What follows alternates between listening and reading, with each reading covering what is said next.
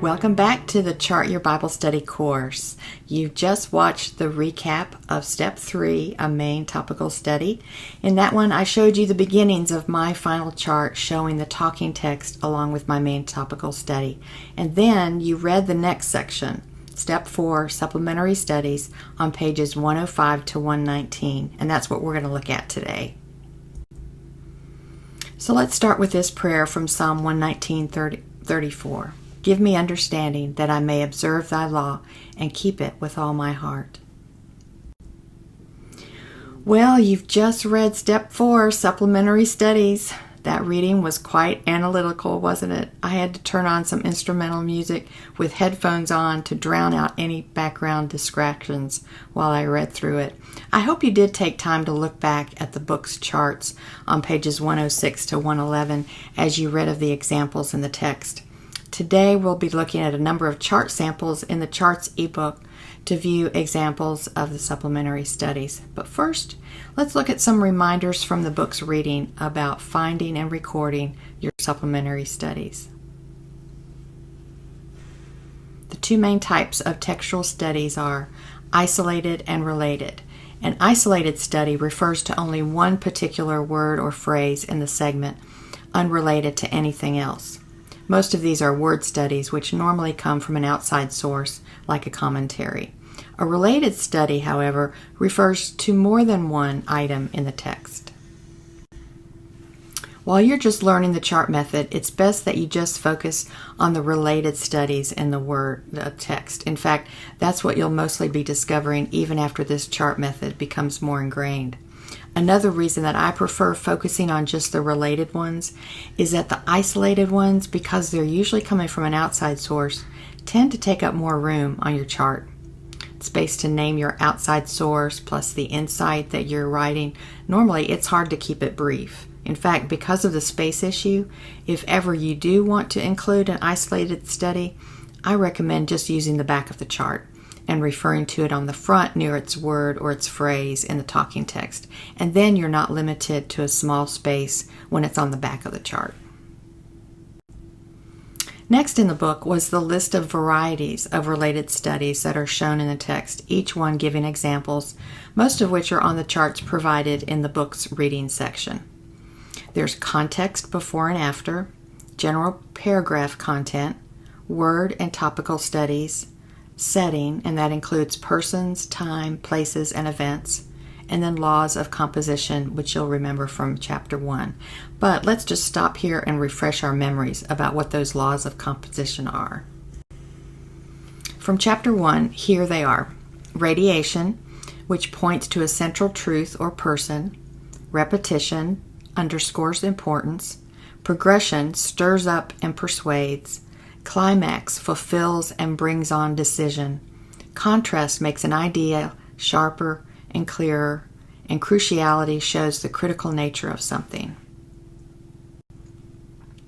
And then just a reminder from the book why it's important to look for laws of composition as we study a Bible passage. The reason is not ultimately to see the law itself, but to get mind and heart stirred up and moved to action as we learn the principal truths the author is teaching us. We should welcome any discipline of study, including the observation of the forms of composition, in our quest to really know what God said and how He said it. So now, back to our list of varieties of related studies. There's the atmosphere, comparisons of beginning and end, amplification of paragraph points, and relation of a passage to the entire book. I've put together a list of the types of supplementary studies on a flyer in the download section of this video. This will be helpful to use even in the preliminary stage of the time spent in observation. You no doubt already discovered a number of these related studies when you were carrying out the observation tasks. You just may not have known what to call them. Here are a few of the do's and don'ts of recording. Don't overdo the obvious, but do recognize what is important. Be original, dig deep. Don't use one graphic device over and over. Don't overpower your main topical study. And don't read into the text.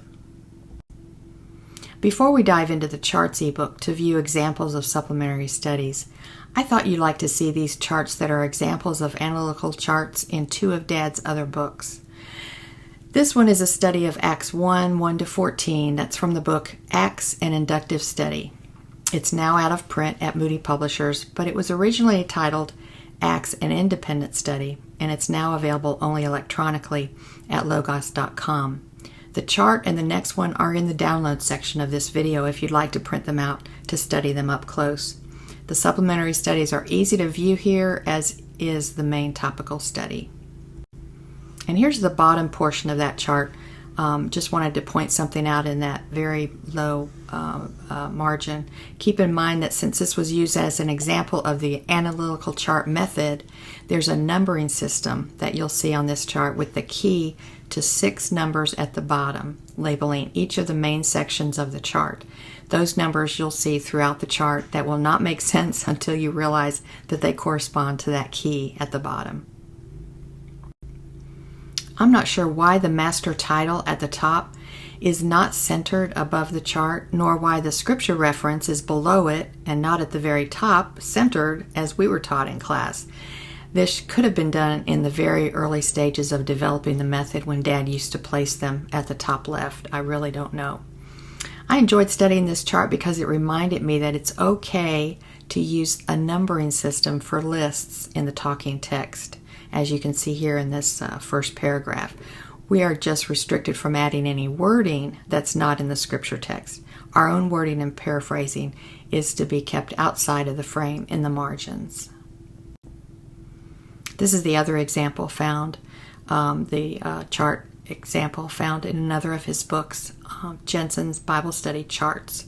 This one is a study of James 3:13 to 4:12, and it's another book that's out of print at Moody Publishers, but it is available in print from eEzra.com. So let's dive into the charts ebook to look at examples of supplementary studies. This is a chart in the Psalms on page 46 of your charts ebook. The creator of this one was Bev Kinsey from the class of 1973. And the passage is Psalm 27, 1 to 14, which is the entire psalm.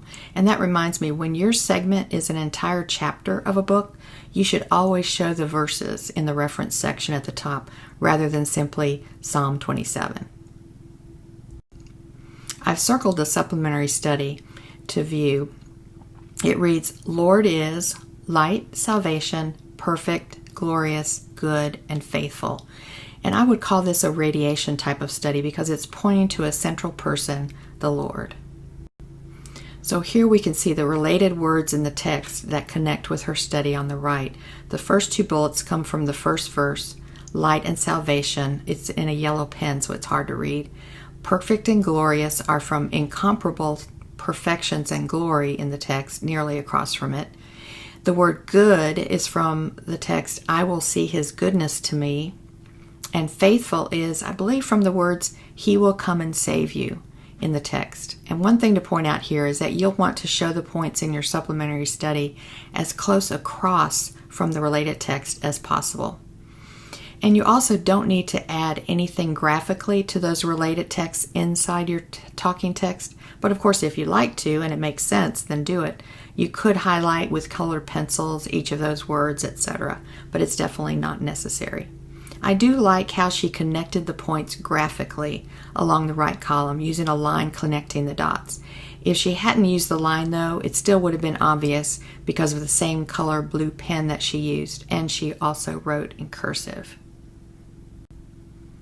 This next one is from page 315. It's a study of James 1, 2 through 18 by Patty Goodman in the class of 1969. I've enlarged the upper corner of the chart, hoping you're able to read the supplementary study. It's shown in caps with a green background. She shows 2 points in this study. The first one here is on the right. It reads, testing equals endurance equals perfection. And it's from the text that I've underlined in red. The testing of your faith produces endurance, and then later in the text, that you may be perfect and complete. Her second point is down across from the last paragraph on the chart. It reads, lust equals sin equals death. And it's from the text that reads, "When lust has conceived, it gives birth to sin. When sin is accomplished, it brings death." I would call this type of study a progression. So you'll see that she located each of the words in her progression from the actual text and also highlighted those words in green. This always helps to connect the supplementary study out to the right, out to the side with the scripture text that it relates to. But again, realize that you can't always do that.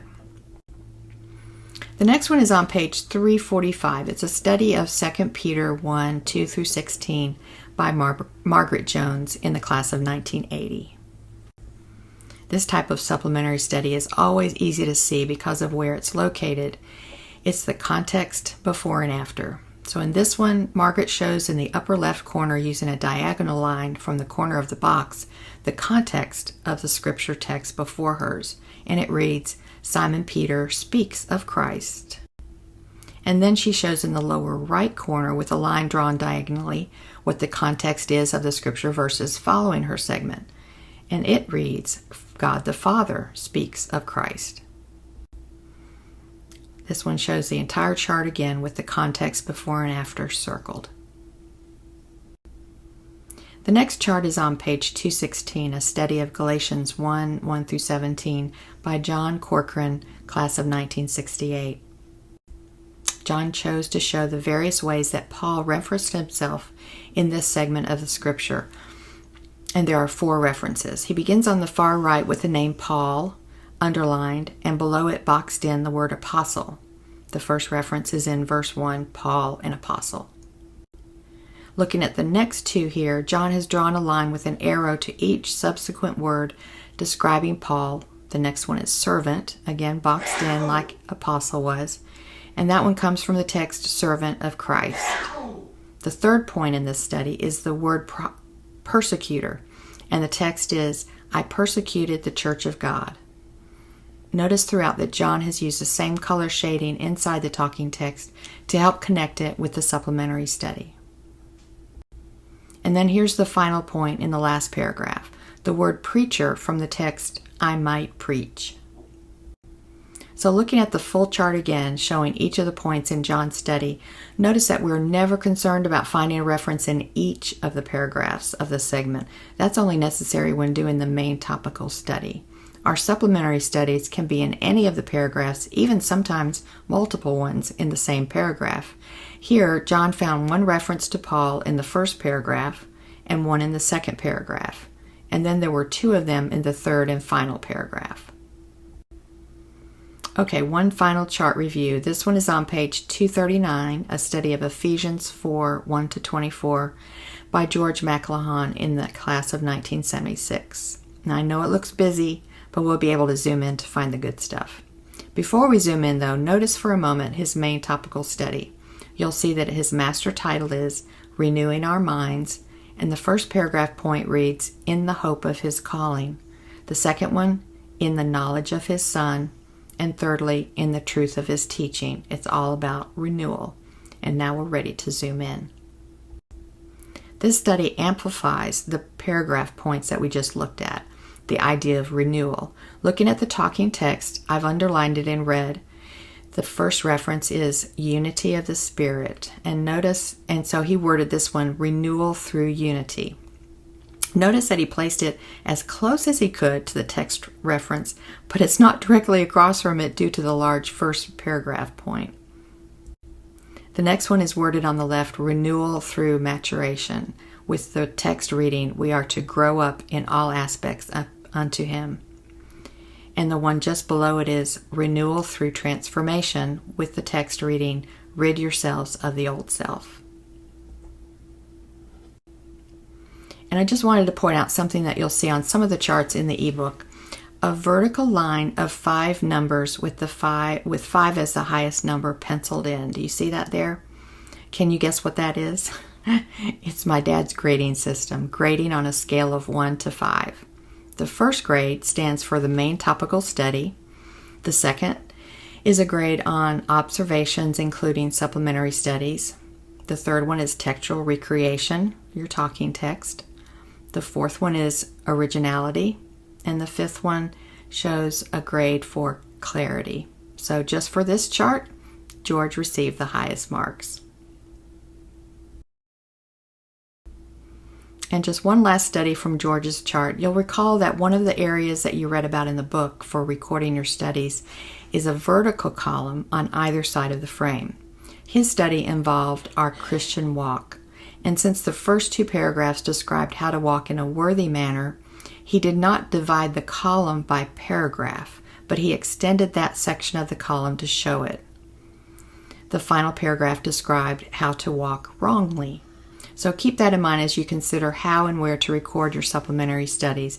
Drawing those vertical columns is a good way to show the overall atmosphere or action or setting or mood, etc.